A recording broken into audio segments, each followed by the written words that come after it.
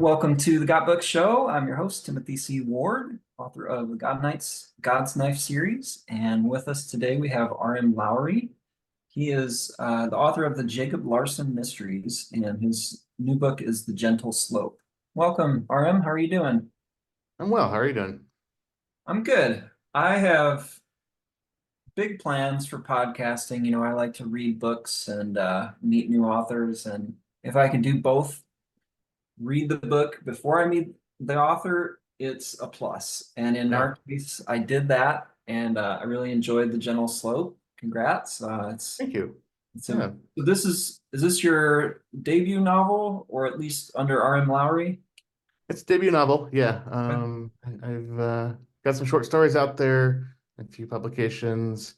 I've written other novels, but yeah, this is the debut published novel by me. Yeah, So your short stories and other novels, were they also mystery, or have you gone into other genres? a mix. I've got one that was part of an anthology for Workers' Right. It's more of just a general or literary fiction. But I tend to write a lot of crime, mystery, noir short stories, and I've got one actually coming out soon in Black Cat Mystery Magazine. That's a fun one. It's a kind of a couple of old school grifters who take down a mark in a airport bar. That's coming out pretty soon. The publisher didn't have an exact timeline, but later this spring, early summer, I would imagine that's going to be on the newsstands. That's issue 15 of Black Cat Mystery Magazine. Cool.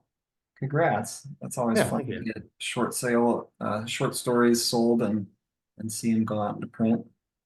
It Yeah, sounds like absolutely. a fun setting for that too.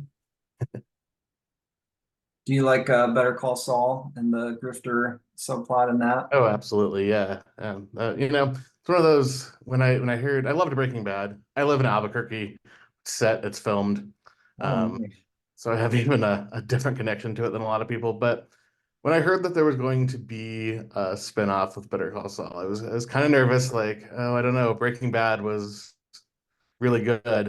And it's one of those situations where in some ways Better Call Saul is maybe even better. And I think that kind of subplot of him being that shady old school grifter type is kind of part of the reason why it's a important part of his backstory, and you definitely helps you see how he became the shady lawyer he became. But yeah, it's as someone who enjoys those kind of stories, that's uh, a great plot line. So what's the inspiration that begat the gentle slope? Was it a character in a setting like that? Not necessarily a mark, but what was kind of the first inspiration? It was perhaps weirdly the victim, Grace Sutherland. Um, I don't know why.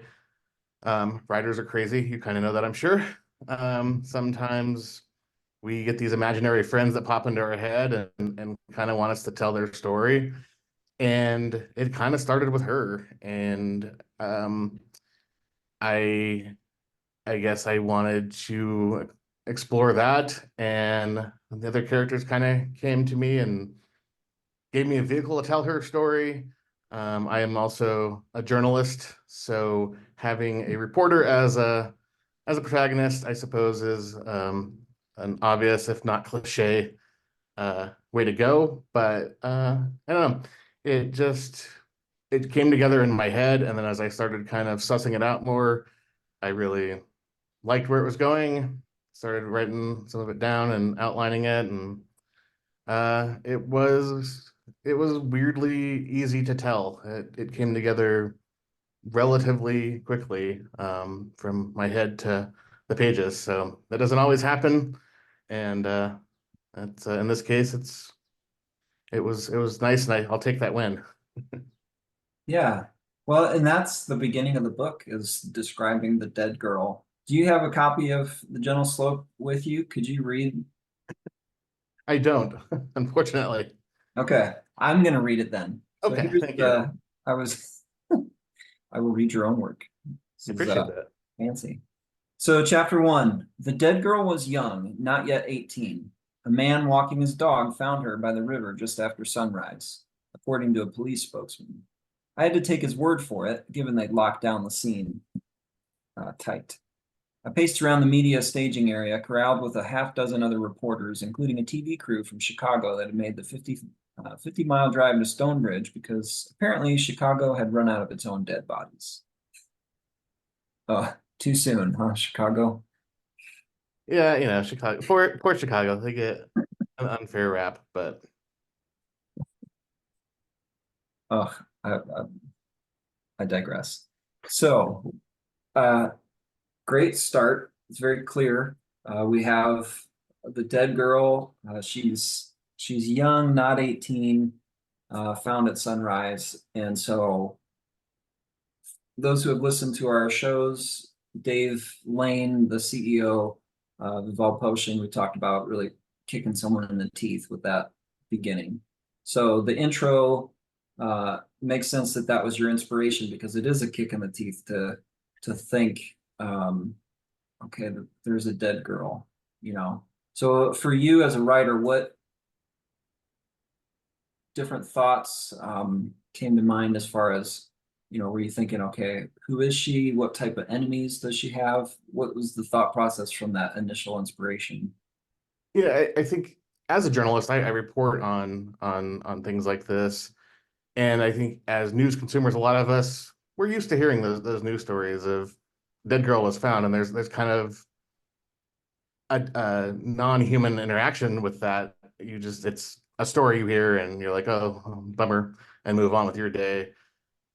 I guess I wanted with Grace to tell her story, her family story. It's to to the family members of someone who was murdered. It's not just a news story that goes by. There's a lot of pain and anguish and things they want the world to know about that person, and of course they want justice. That is the driving force for Jakob Larsen. He is a reporter, but his father was also a reporter who was murdered. So for him, it triggers a specific want to find the answers to what happened to Grace for her family because he knows firsthand what that pain and anguish can do to you. And in terms of writing it, yeah, when I started with this poor girl that was found dead on the riverbank in suburb of Chicago. When I started, I didn't know who killed her and why and how she got there.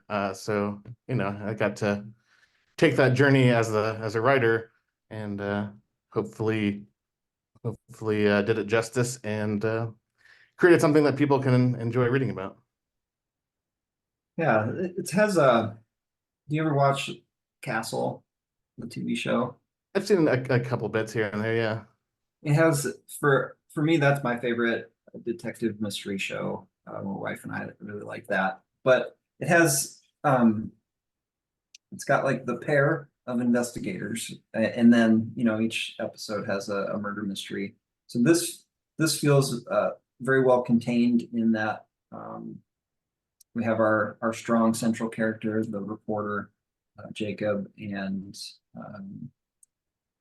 he meets some folks along the way. So it does it has the mystery, but it's very character centric as well. Who are some of the characters that come into the story through Jacob's experience?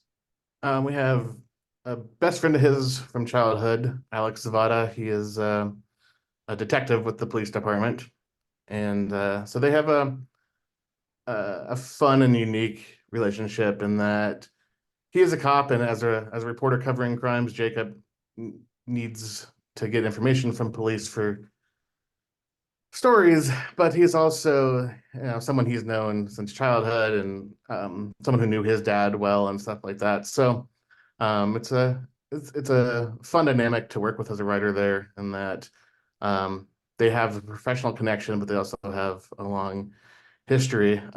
We have Murph, who is the editor of the Sunbridge Gazette that Jacob works for. He is kind of a classic old school gruff reporter and editor. He plays the role of kind of a father figure for Jacob. He is someone who was a friend of Jacob's father for many years, worked with him, so knew him since childhood. We have Megan McAuliffe, who is newer reporter on staff at the Stonebridge Gazette, who sort of barges into Jacob's world and acts somewhat as a conscience for him, helps kind of guide him in the right direction, but also acts as kind of a leveling force in his life, disruptive force at times too. She shakes up the world that he is familiar with, but he also is calmed by her. She has a way of pointing him in the right direction when he gets maybe a little bit too bogged down in his old ways. Mhm. Yeah, I like both of those dynamics for it's Alex, is that right? Yeah, His the detective, yeah. that was cool. It felt like it gave us an kind of an insight into reporting life and the difference between what's on the record and what's off the record, and how police may work in conjunction with reporter. Like, I don't know. So as a reader, I thought that was interesting and offered realistic and new ways to look at a murder mystery. Um, Yeah. and then Megan, is that right? Yeah. My my recollection of names in books is terrible. If I Oh, had to no survive, worries. I would have died a Yeah. long time ago. If that were the basis of survival. Megan's cool too, because it's their friendship. It seems like it could be something that could go through multiple books. You know, like with him, with her, and with Alex. It's a cool pair, trio of problem solvers. So Yes, they're all back in the next book as well. So okay, cool. What are your plans? Do you want to write a bunch of Jacob Larsen mysteries? right Have you ever now I'm written any? undecided. We've got three planned. So Gentle Slope is the first one. We Kill Our Own will be book two that is coming out later this year from Revolt Publishing. And then early next year, maybe around this time next year, the third book, Time Fades Away. So I have those three planned. Book two was written, it's going into all the production editing stages now. Um, book three, I'm in the process of writing. Beyond that, I've talked to Dave Lane at Evolve. He would really like to see a fourth. I'm definitely open to that. I have some ideas, but I haven't truly decided where to go with that, and if there will be a book four, but it's quite likely. Why do you think this genre is such a good fit for you?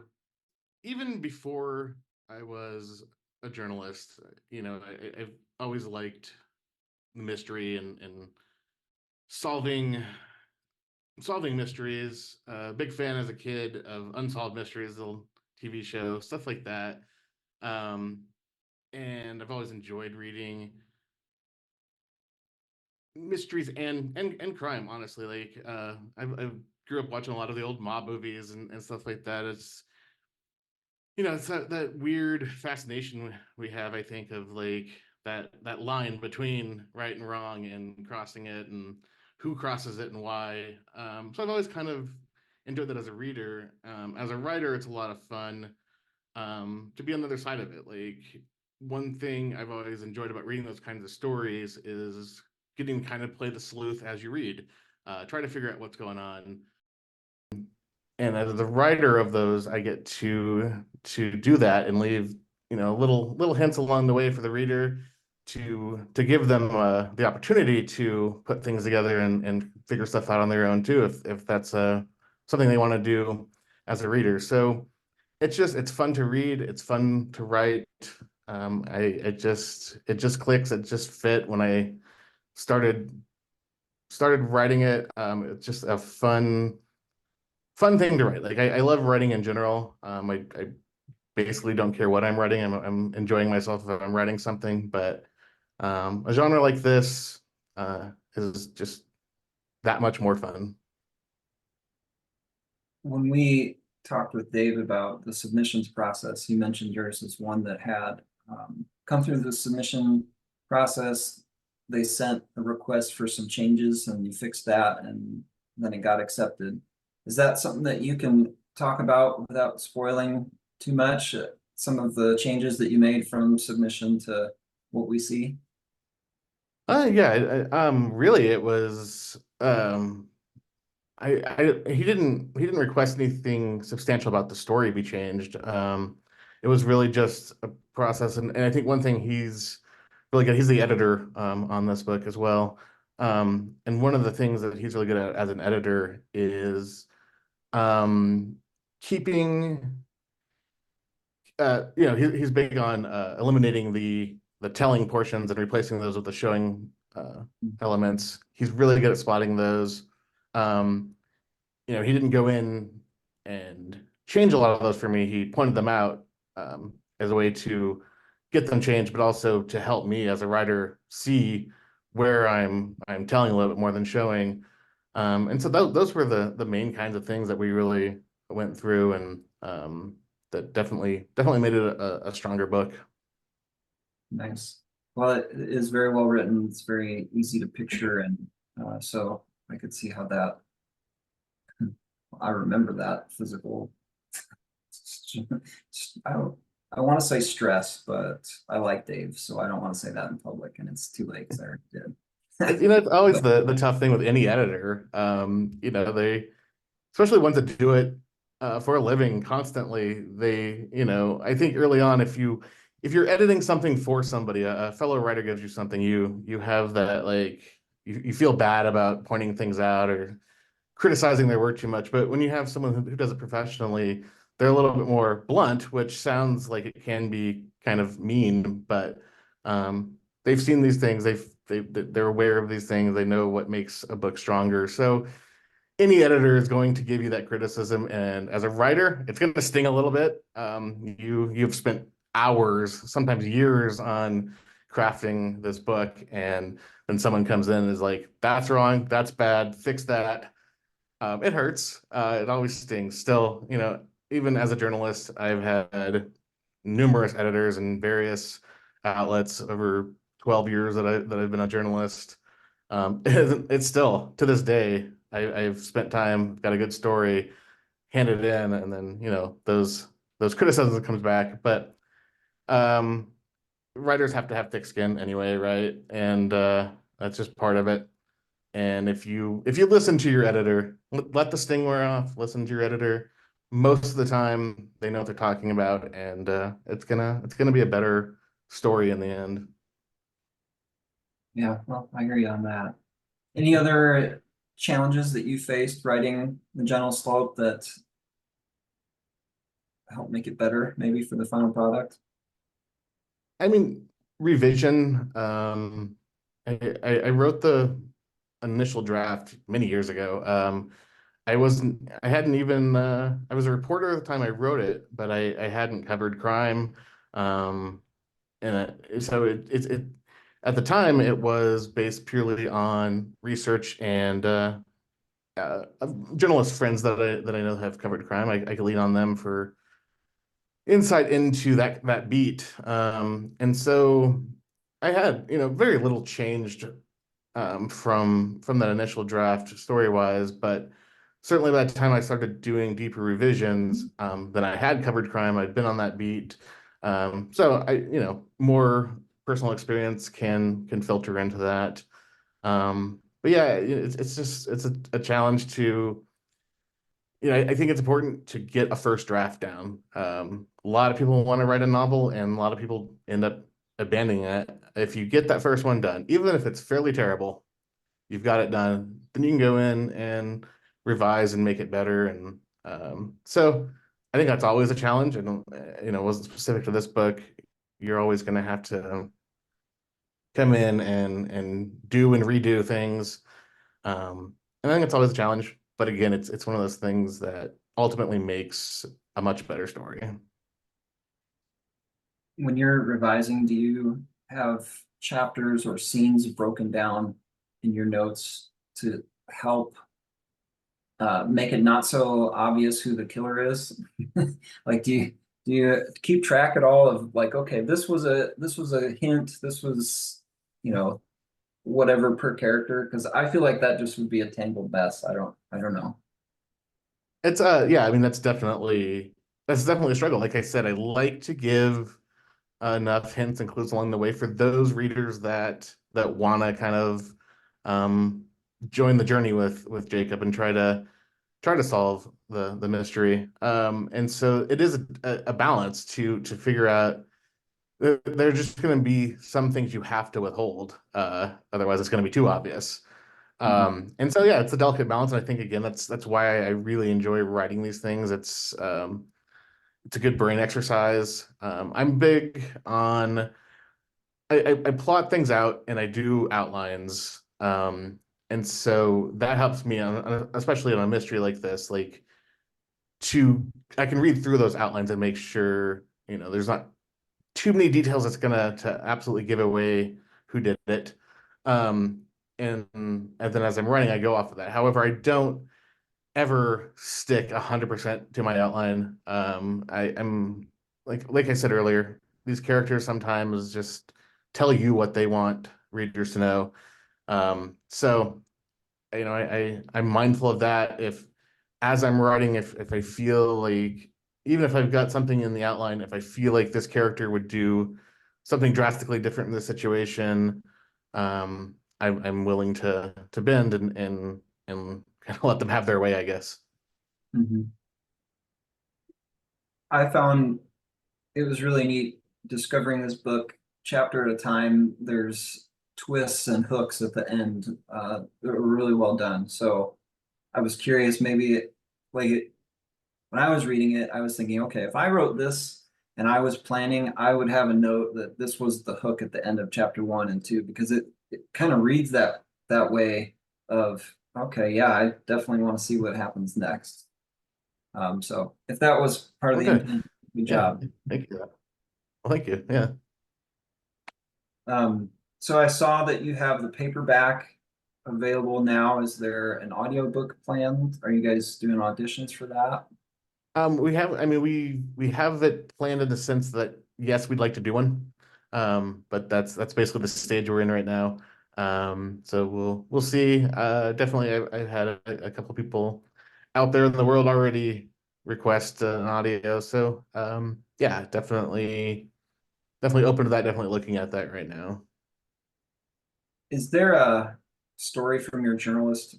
So that's, do you still do that as your day job? I do. Yeah. Okay. Yeah. Is there a story from being a journalist that is just bizarre or somebody would be like, I can't believe that happened? Oh, I mean, I- you run into several things that are just bizarre.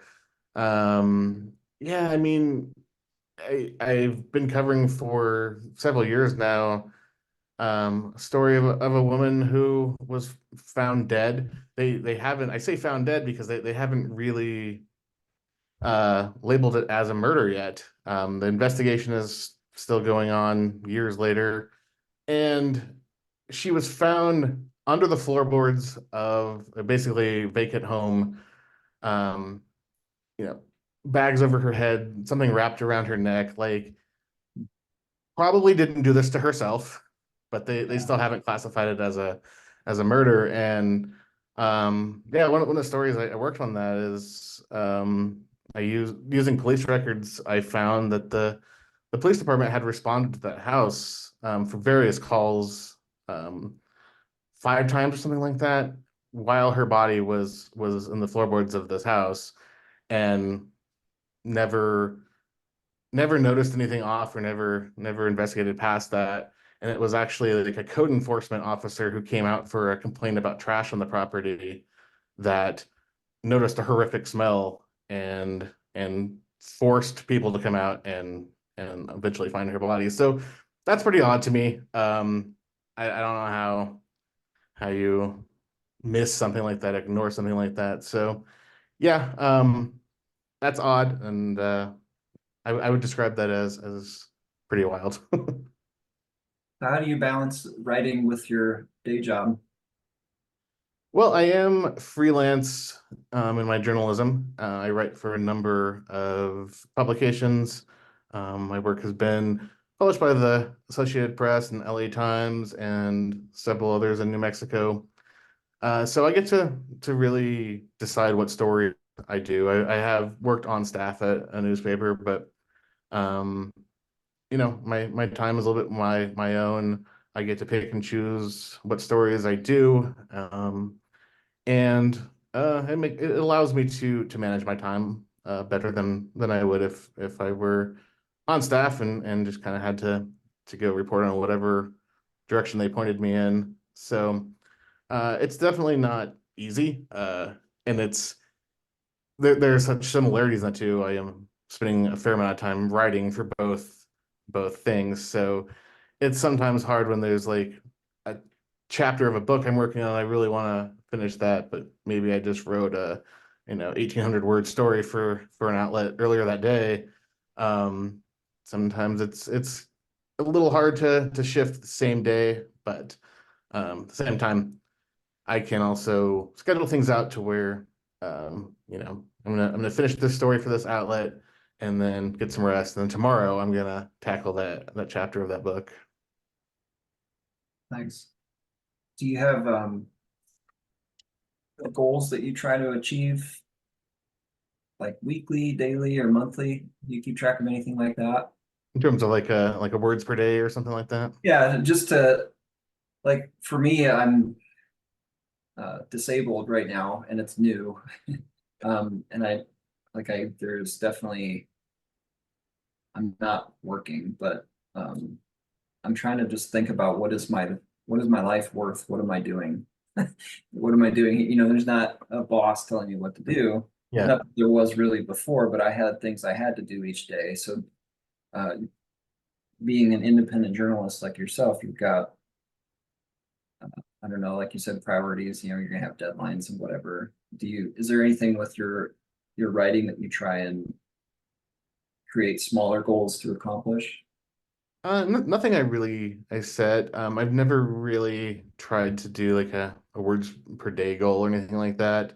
I am, I guess, fortunate in that since I do love to write, which is why I got into journalism. It was a place where someone will pay you to write. Um, I am writing basically every day. And so that's a benefit of that is I don't have to think about it too much. I don't have to set goals. Like I'm probably writing something every day. I might take a weekend off, but I'm generally writing something. And I think one massive benefit to being a print journalist is that I work on tight deadlines. I mean, so there are times in a breaking news story situation, what I write could easily be online, within an hour of me handing it in.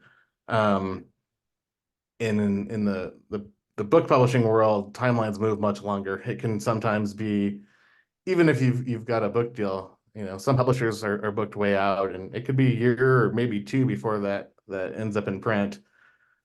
Journalism happens much quicker. Most times, something I write one day is in the paper the next day. Um, and then it can be stressful. And sometimes those deadlines just seem to loom over you as you're trying to get your work done. But uh, the best part of that is it has taught me to write faster, write accurately as I write faster. Um, and so that helps in fiction writing too, because writing is writing. And back to the revision thing, that allows me to get that first draft done, and then worry about going and fixing things I don't like and improving on things or describing a scene better, things like that.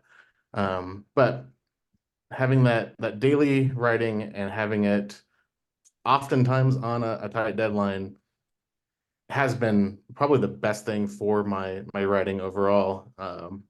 And something I didn't seek out or plan on, but turns out it's a pretty good motivator, and it really does teach you a lot about yourself and how you write, and makes it a lot easier for you to get stuff done. And I guess that kind of speaks to doing journalism and writing fiction, is that it's all writing, and I just, I know what I need to get done, whether it's a story for a newspaper or a short story I'm working on, or a chapter of a novel. So all of that plays in together, and I don't have to think too much about writing goals or what I'm going to write today. Like it's just there for me, and they all kind of connect. Yeah. Okay. Well, good deal. Where can folks find you online? My website is probably the most convenient, rmlowery.com, rmlowery.com. Um, don't do a ton of social media, but I can be found on Facebook under Lowery Inc. INK, so Lowery INK. Twitter handle under that as well, Blue Sky. But yeah, rmlowery.com is probably the single most convenient place. Okay. What are you reading right now for fiction? Any I've been reading inspiration? I've been reading a lot of short stories, a lot of noir stuff. I have kind of multiple noir anthologies going. There's a great series of noir set in various cities, so you can find there's Chicago noir, Milwaukee noir, San Diego noir, whatever you're looking for. So I got like probably three of those kind of actively open on my Kindle, and just kind of reading a story at a time through those. So Nice. Well, I am, let's see, what am I reading? I'm reading some space opera, Ashes of Man, I think. okay, Um, I read just so many different genres, sometimes I forget what I'm reading. Yeah, Ashes of Man by Christopher Rocchio, I think. It's been nice meeting you, RM. I appreciate you bringing this book into existence and all the hard work that went into it. thank you. Looking forward to the next one and book 3. We'll put links in the show notes for folks to find your stuff. Look forward to seeing you again. Awesome, thank you. Appreciate it. Yeah.